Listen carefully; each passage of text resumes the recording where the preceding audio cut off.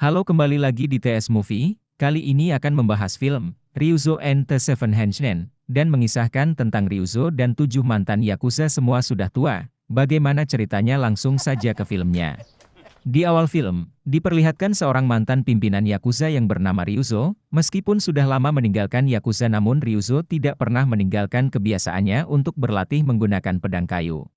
Anaknya yang bernama Ryuhei meminta ayahnya jangan membuat malu kepada tetangga dengan aksi konyolnya, karena keluarganya akan berlibur. Ryuzo diberi uang jajan selama seminggu, bukannya berdiam diri di rumah, pria tua ini malah menggunakan uangnya untuk bermain slot. Kesal dengan seorang pria yang mencari bolanya hingga dia berhasil memenangkan jackpot, Ryuzo langsung menghajar pria itu.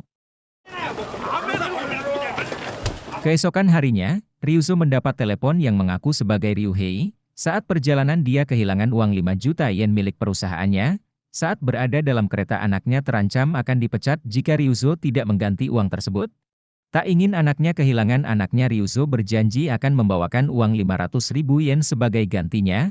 Komplotan penipu ini mengirim Tamura untuk mengambil uang itu di stasiun. Bukannya memberikan uang tunai, mantan bos Yakuza ini memberikan sebuah kulit buaya koi kuno, peninggalan kaisar dan platinum milik keluarganya. Ryuzo naksir seluruh benda itu bernilai 500.000 yen. Tiba-tiba teman Ryuzo sekaligus adik perburuannya yang bernama Masa datang dan melihat gelagat Tamura sebagai penipu. Ryuzo yang kesal mengeluarkan pisau untuk memotong jarinya sebagai simbol Yakuza sejati. Dia meminta dua pria tua aneh ini, Tamura yang ketakutan, memilih untuk kabur. Akhirnya mereka datang ke restoran dan pria tua itu malah bertarung dengan menebak pesanan makanan dari pelanggan yang datang.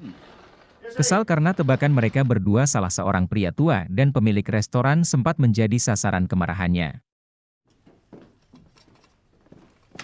Saat sedang berjalan santai dan Masa melihat mantan anggota Yakuza yang bernama Mokichi yang diganggu sekelompok gangster anak muda untuk menakuti mereka, Ryuzo menunjukkan tato miliknya. Namun ternyata mereka tidak takut sama sekali karena Yakuza dianggap sudah punah. Beruntung seorang polisi veteran yang bernama Murakami membubarkan gangster itu. Ketika diajak makan, terungkap Murakami seringkali menangkap Ryuzo dan anak buahnya. Saat mereka masih muda, kelompok gangster jalanan dan komplotan penipuan ini ternyata bernaung kepada satu bos yang sama, yaitu Nishi. Anak buahnya yang bernama Sasaki melaporkan bahwa mereka kesulitan mendapatkan dana akibat gangguan dari mantan Yakuza ini. Karena gangguan dari gangster anak muda itu, Ryuzo memiliki rencana untuk merekrut kembali veteran Yakuza. Setelah mereka muncul nama Yoshi Watanabe alias Max, yang hobinya memakai pakaian rock and roll dan berbuat cabul. Kemudian Hideo yang ahli dalam melempar paku hingga tepat sasaran. Selanjutnya Takanori yang sangat mudah ahli melempar pisau cukur. Sepertinya berbeda dengan kondisinya sekarang. Ryuhei harus pulang lebih cepat dari liburannya karena terjadi demonstrasi di perusahaan tempat dia bekerja. Saat pulang ke rumahnya, dia terkejut melihat ayahnya berkumpul kembali dengan anggota Yakuza lamanya. Ryuhei dari dulu sangat benci kepada Yakuza. Ayahnya kecewa dengan sikap anaknya ini dan memilih untuk pergi dari rumah itu. Keesokan harinya Ryuzo dan anggota senior lainnya berkumpul lagi. Hide yang ahli melempar paku ini berjalan letoy sempoyongan. Tiba-tiba mereka dikejutkan kedatangan si ahli pedang, Ichigo. Ketika masih muda dia mampu membunuh 5 lawannya dalam sekali tebas, namun jali ini dia hanya ahli dalam menebas kuntung rokok. Meskipun sudah tua, Max masih mampu memainkan pistolnya. 7 anggota Yakuza ini bergabung kembali kemudian berjalan menuju tempat pemandian umum yang dulu sering mereka kunjungi. Rupanya tempat itu sudah lama ditutup dan dijaga 3 orang gangster keihin. Mereka tidak mengira kumpulan orang tua jompo ini mengeluarkan senjata dan menembakkan pistolnya. Gangster itu pun langsung kabur. Ryuzo dan gangster 6 anggotanya merayakan kemenangan pertama mereka di sebuah kedai. Ryuzo dipilih menjadi ketua Yakuza karena jam terbang dan jumlah pembunuhan yang dilakukan Ryuzo melebihi anggota lainnya. Setelah melakukan ritual untuk meminum dari mangkuk yang sama, Ryuzo meminta mereka semua untuk berpatroli. Keesokan harinya, seorang sales datang ke rumah Masa dan memberikan secara gratis penyaring air keran. Namun sales ini memaksa Masa untuk membeli kasur gulung produk miliknya. Dia pun ketakutan saat melihat banyak pria tua dengan tato Yakuza di tubuhnya. Kasur itu pun diberikan dengan cuma-cuma. Seorang pria sehat bernama Tokunaga berpura-pura pincang menggunakan kursi roda untuk menagih hutang Ryuzo dan anggotanya langsung menciduk Tokunaga. Mereka ingin melakukan hal yang sama sepertinya, ketika masa mencoba menagih dengan kursi roda, rupanya wanita ini mengalami masalah yang jauh lebih pelik, alhasil malah Ryuzo lah yang memberinya uang kepada wanita ini. Kekesalan mereka dilampiaskan kepada Tokunaga yang menjalankan bisnis kotor model kini. Dia mengaku sebagai anak buah dari gangster bos Keihin yang bernama Nishi dan Sasaki. Ryuzo dan anggotanya datang ke markas Keihin. Mengaku sebagai kelompok Yakuza Nagatsu, jika mereka ingin mengambil wilayah mereka lagi, mereka juga mengancam akan membongkar bisnis kotor yang dilakukan komplotan gangster ini. Misi kemudian menelpon detektif Murakama untuk mengusir pria jompo ini. Dengan penuh percaya diri mereka meminta jatah dari beberapa tempat hiburan.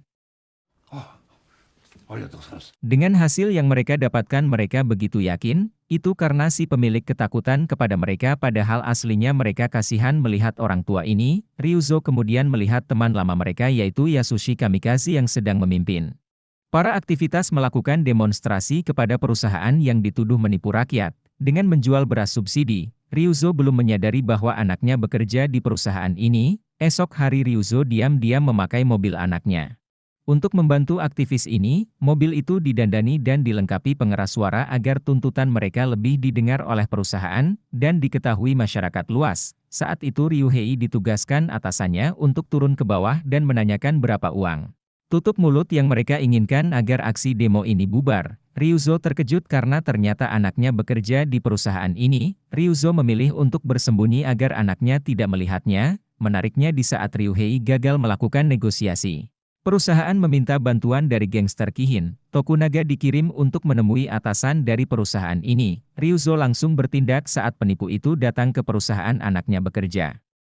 Ryuzo berhasil membongkar rencana penipuan yang dilakukan Tokunaga.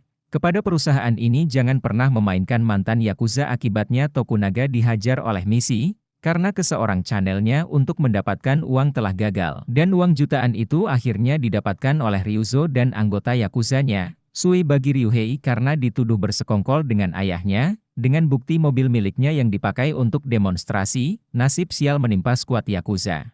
1 juta yen yang mereka miliki dipertaruhkan semuanya untuk judi balap kuda. Mokichi mengira Ryushi menyuruh memasang taruhan di angka 53, padahal maksudnya 55 dan ternyata itu karena 2 jari milik Ryuzo telah terpotong. Debat dengan kekalahannya, Ryuzo dan timnya mengunjungi tempat hiburan malam ditemani gadis-gadis seksi, yang ternyata salah satunya adalah cucu dari Mokichi yang bernama Yuriko. Ryuzo menyuruhnya untuk keluar dari pekerjaan ini namun Yuriko menolak. Karena membutuhkan uang, si Tante Naoko yang jadi pemasok gadis-gadis ini, rupanya pacar lama Ryuzo, diajak ke rumahnya Naoko dan meminta Ryuzo untuk menunjukkan tato naga di punggungnya. Tiba-tiba beberapa pria memaksa masuk ke rumahnya. Dan dia adalah Nishi dan 2 anak buahnya. Ryuzo yang dipaksa kepalang di Buligir terpaksa keluar menggunakan pakaian wanita. Seperti gaya mereka, anggota Yakuza ini merasakan pijatan, sauna dan Yuriko yang berpacaran dengan anggota gangster Keihin. Hendak diculik atas perintah Nishi, pacarnya ini tidak tega, dan memilih melaporkannya kepada kakeknya. Tak terima cucunya akan dijadikan tumbal, Mokichi menjalankan rencana untuk membunuh Nishi tanpa memberitahu. Ryuzo menyamar menjadi tukang kue, dia masuk ke toilet dengan membawa pisau. Untuk menjebak Nishi, sialnya yang dimasuki itu ternyata toilet perempuan. Mokichi yang terciduk ke hadapan Nishi dan dengan kejinya dia pun habis.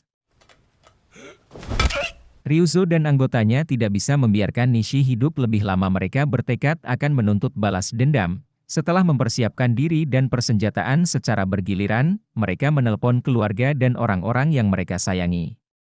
Untuk terakhir kalinya Ryuhei tidak percaya saat ayahnya menelpon untuk meminta maaf, bukannya dimakamkan jenazah Mokichi mereka bawa ikut, serta misi balas dendam ini membajak sebuah pesawat capung yang dipiloti Yosu Komikaze.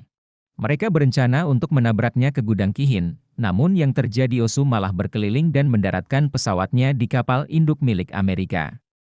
Dia teringat dengan kisah perjuangan Pearl Harbor menggunakan topeng Ryuzo dan anak buahnya. Melakukan serangan kepada misi, malahan jenazah Mokichi terus-menerus menjadi sasaran mereka. Misi dan komplotannya memilih untuk kabur. Sialnya Tokunaga dilempar keluar dari mobil karena tidak ada taksi bis khusus lansia dengan tiket gratis. Untuk mereka naiki untuk mengejar kelompok gangster itu, Ema-Ema berada di dalamnya ikut ketakutan karena harus berhadapan dengan mayat Mokichi. Sial, untuk sekian kalinya Tokunaga terjebak di bis yang sama. Puluhan pedagang kaki lima menjadi korban aksi kejar-kejaran ini. Mobil gangster itu akhirnya terjebak di sebuah jalan buntu. Mereka langsung dihajar dengan teknik Yakuza para senior ini. Tak lama kemudian detektif Murakami dan anak buahnya datang, dan menangkap mereka semua. Sebuah pukulan mendarat di wajah Misi dan Tokunaga. Ryuzo dan anggota Yakuza lainnya ikut ditangkap. Dan setelah itu pun film pun berakhir.